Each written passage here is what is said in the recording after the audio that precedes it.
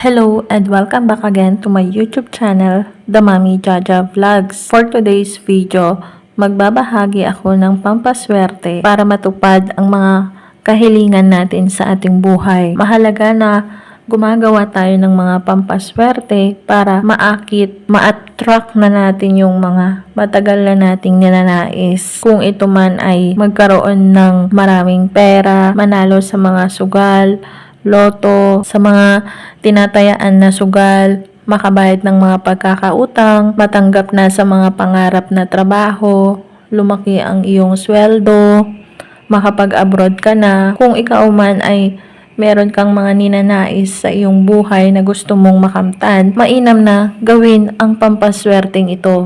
Ang pampaswerteng ito ay para maka-attract din ng kasaganahan, ng prosperity, ng kayamanan, ng swerte, ng mga blessings sa ating buhay. Gagawin ang pampaswerteng ito sa araw ng Martes at Biyernes.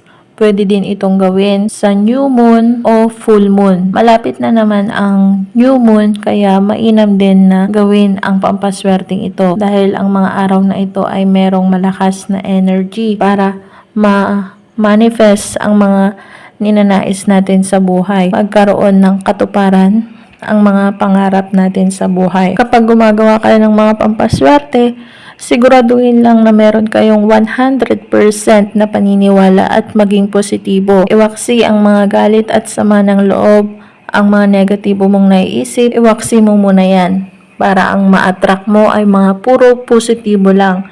Paganahin ang law of attraction. Mangangailangan lamang tayo dito ng mga babasagin na jar na may takip, mga garapon. Kailangan babasagin ang gagamitin at huwag plastic dahil negatibo ang maaakit kapag plastic. At mangangailangan din tayo dito ng mga durog na dahon ng laurel. At mangangailangan din tayo dito ng cinnamon powder. At mangangailangan din tayo dito ng isang pirasong star anise. At mangangailangan din tayo dito ng 3 pirasong barya.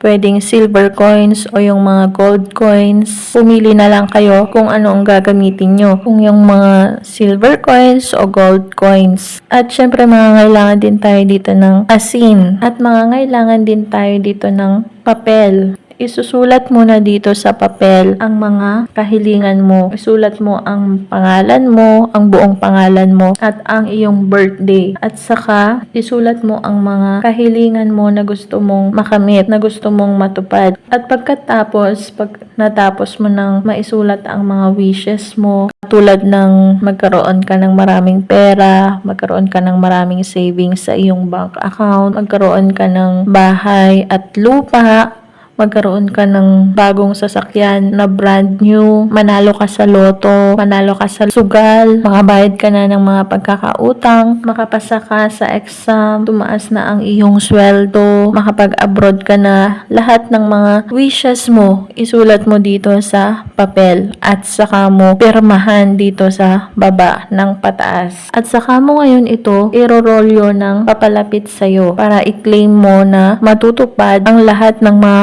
kahilingan mo. At saka mo ngayon ito tatalian ng pulang ribbon. Ang pulang ribbon ay simbolo ito ng good luck. At pagkatapos ay itabi mo muna, iset aside mo muna. At kunin ang garapon at lagyan ito ng mga durog na dahon ng laurel. Ang gagawin natin ay isang powerful money jar. Kaya nangangailangan tayo dito ng mga durog na dahon ng laurel. At lalagyan din ito ng 3 kutsarang cinnamon powder. Alam naman natin na ang cinnamon powder ay may magic booster para mabilis na matupad ang mga kahilingan natin sa ating buhay. Pinapalakas nito ang mga pampaswerte na ating ginagawa. At saka ngayon ilalagay ang 1 pirasong star anise na siya namang magpapahalimuyak at magsisilbing pang-akit ng swerte, pang-akit ng kasaganahan. At ilalagay naman ang 3 pirasong barya na siya namang mag-aakit ng maraming pera, magpapasok ng swerte sa kaperahan sa ating buhay. At saka ngayon, ito bubudburan ng konting kurot lamang ng asin. Pangontra naman ito sa mga evil eye, sa mga naiinggit, sa mga usog, o kontrahin nito ang mga humahadlang sa ating pag-unlad o pag-asenso. At saka mo ngayon ilalagay ang papel na ginawa kanina, ilalagay sa garapon. At saka ngayon ito tatakpan. At kumuha ulit ng red ribbon at talian ang garapon.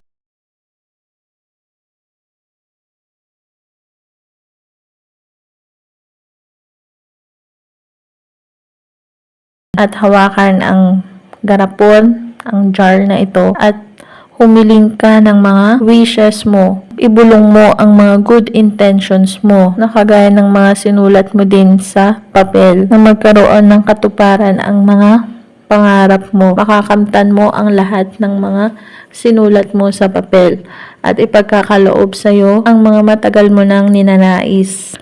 At saka ngayon ito, i-energize sa araw ng 3 araw. Kung walang araw, pwede mo naman itong i-energize sa pamamagitan ng pagsindi ng kandila. 3 araw mo siyang i-energize. At pagkatapos ay ilalagay ito sa inyong altar. Pwede mong ilagay ito sa inyong kwarto, sa itaas ng cabinet, tapasimano ng bintana.